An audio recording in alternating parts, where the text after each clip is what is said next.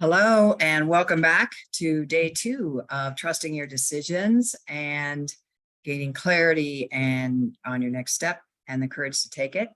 So I wish we were live so I could hear some of the responses you got when you asked your question yesterday of what do I want? Remember, you can email me at any time with questions, and we will also have a live Q&A on Friday that I'll be getting that information to you. But as I said yesterday, asking that question, what do I want, can be difficult because oftentimes we're not used to knowing what we want. Maybe we haven't been accustomed to that, or we're used to other people making the decisions, or we're not giving ourselves permission to do that. So that question of what do I want is very important. So now we're on to day 2. So let's get into that information. So day 2 is about how will you know when you have what you want?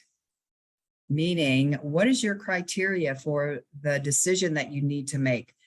And when you know more of what your criteria is for the decision that you need to make, it's like you're creating a template and taking it out into the world. And it sets up a synchronicity within you and outside of you to start to attract that.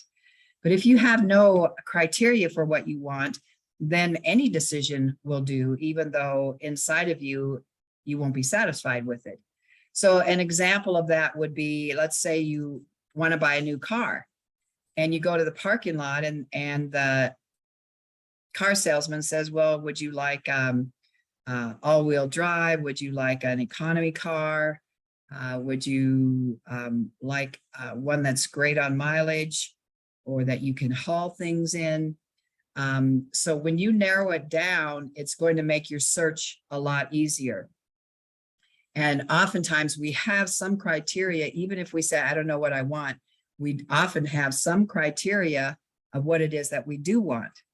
So it's important to look at, what do I want when I'm buying a car? What do I want in a new job? What do I want in a relationship, whether one that you're already in or that you're looking for? What do I want here? And sometimes, as I said yesterday, sometimes what I want is simply to be in peace here in this situation, or to accept what's going on, to be at peace.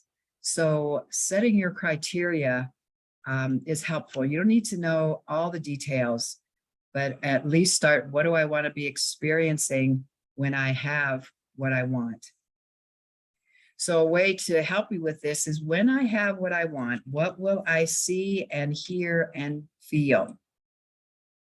And that helps you be not only more specific, but it also engages the unconscious, because the unconscious loves sensory-based information. Our conscious mind loves concrete where, when, and how often, with whom. Our unconscious mind loves the what will I see, feel, and hear. And the more you can experience that, the more real it becomes. So that's a good way of identifying criteria, is what will I see, what will I feel, what will I hear when I have this? And even if you don't know all the details, at least putting that out there so you can start to get answers from that. And sometimes the criteria that we have is unrealistic, but it runs our life. An example would be, I want to make a decision that no one is upset about, that everyone agrees with, and that I'm guaranteed of success. That's what I want. So the quicker you're aware of any unrealistic expectations or criteria that might be causing you to hesitate or be paralyzed in making a decision, you can ask yourself, if no one would be upset, if everyone approved, and I was guaranteed of success, what would I want?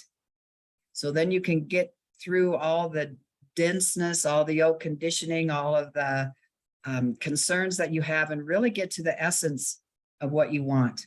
It will get you answers quicker.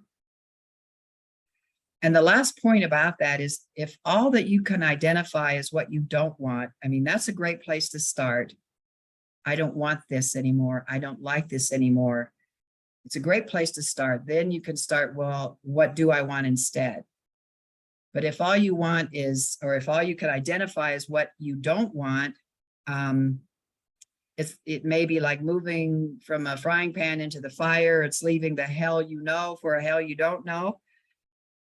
Like maybe I've often heard of clients who have hated their job, and without checking what the new job is like, just anything to get away from this old one.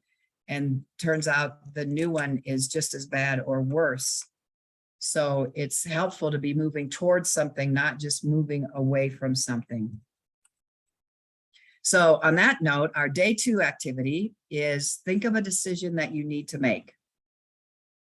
And ask yourself, what do I want here? And how will I know when I have it?